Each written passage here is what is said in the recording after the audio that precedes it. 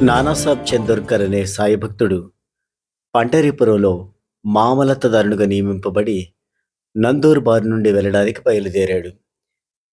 షిరిడీయే ప్రథమ పండరీపురం కనుక సకుటుంబ సపరివారంగా షిరిడీకి వెళ్ళి బాబాకు నమస్కారం చేయాలన్న ఆలోచన కలిగింది. తాను షిరిడీకి వస్తున్నట్టుగా ఉత్తరం రాయలేదు, కబరు కూడా పంపలేదు. సామానంతా సర్దుకొని త్వరగా బండిలో కూర్చున్నాడు. ఇలా నానా బయలుదేరిన విషయం షిరిడీలో ఎవరికీ తెలియదు. కాని సాయికి సర్వం తెలుసు.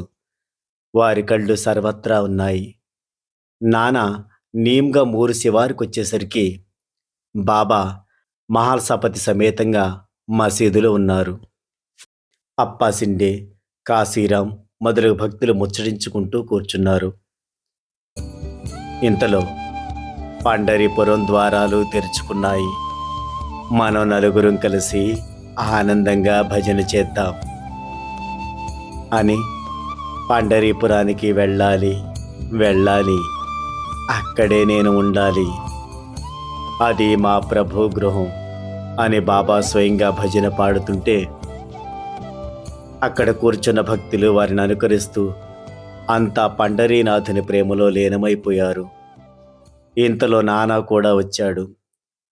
తమతో మహారాజు పండరీపురానికి వచ్చి ఉండాలని బాబాతో విన్నవించుకున్నాడు. నానా అలా అడిగే అవసరం లేకుండానే బాబా అప్పటికే పండరీపుర ప్రయాణానికి ఉత్సాహంగా భజన చేస్తున్నారని భక్తులు నానాకు తెలియజేశారు. నానా సాయిబాబా లీలలను గని ఆశ్చర్యచకితుడయ్యాడు. గద్గదుడై బాబా చరణాలపై శిరస్సు వంచాడు. ఏనాటికి నన్ను విడబోకుమయ్యా సాయిరా, శ్రీ సాయిరా, సాయిరా, బాబా సాయిరా, సాయిరా. ఎంత అద్భుతమైన లీల! ఈ సంఘటన బట్టి నానా వచ్చేది ముందే బాబా గ్రహించారు కాబట్టి నానా వచ్చేది బాబాకు ముందే తెలుసు. ఎందుకంటే సాయినాథుడు సర్వజ్ఞుడు. ఎక్కడ ఏం జరుగుతుందో చెప్పగలరు. ఎవరి మనసులో ఏముందో కూడా తెలుసుకోగలరు.